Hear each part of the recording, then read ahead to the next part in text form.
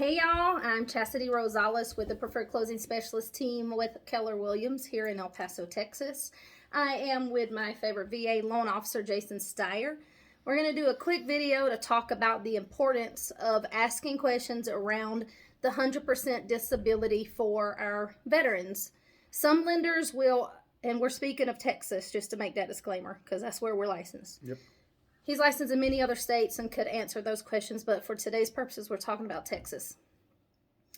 It's the lender's choice if they take the property taxes for a veteran that's 100%. In Texas, they are exempt from property tax.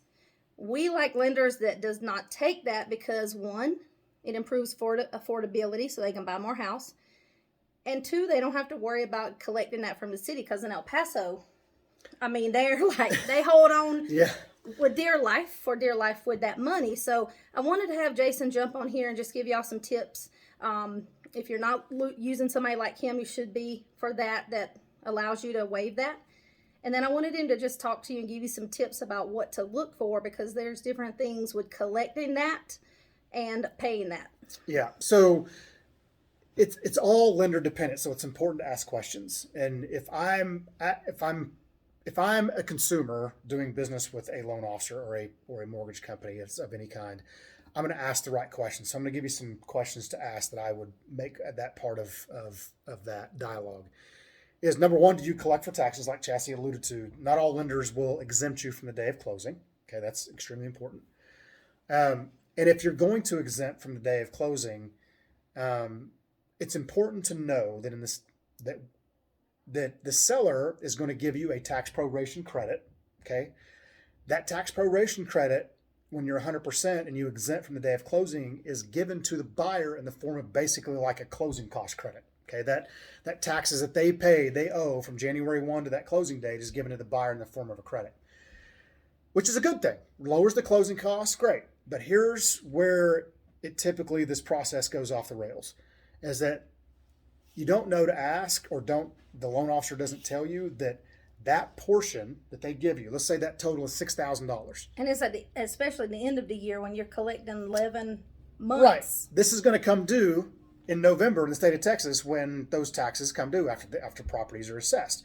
So you're going to get a tax bill for that first part of the year from when the seller paid those taxes because now you are the owner of record and those taxes have not been paid because it was not on a typical resale program, a typical resale house. We're collecting the taxes and then the seller is giving a credit. We take that portion of that money, deliver it to the county, pay the taxes for you. When you exempt from the day of closing, that is not done that way.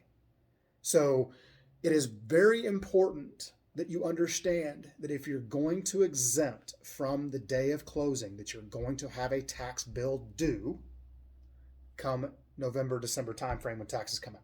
So the takeaway for that is whatever lender you're working with, and they explain this to you, ask them, if you are the veteran here on the other side that's 100% listening to this, ask the lender to go ahead and use that credit to pay the city your taxes. So you don't get that money as a credit, accidentally spend it, and then the end of the year comes and you get that tax bill and now you don't have any money to pay it. And now you risk the city taking your house for taxes. Unfortunately, we've seen where buyers have been put in situations where lenders didn't explain that, and they have a $8,000-$10,000 tax bill come due. They don't have the money to pay. Yeah. So if that's the case, then that turns into a whole legal issue, and you've got delinquent taxes on your house, and that which can become a lien, and all these different legal aspects behind the scenes, and it gets messy.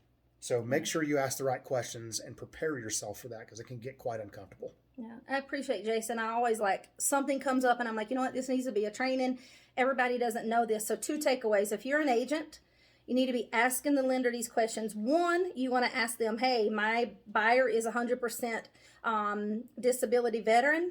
Do you take the taxes regardless? Mm-hmm. If they say yes, you just need to know how to have that conversation with the buyer and say, you might want to think about a lender that doesn't take that because that does affect their DTI, right? 100%. It can affect their qualifying. So yeah. It has an effect on everything. They may not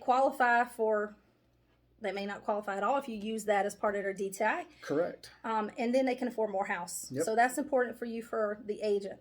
Again, if you are the veteran that's 100% on the other side, make sure you're having the conversation with the lender and don't take the credit and say, I'll worry about paying the taxes later. Mm-hmm.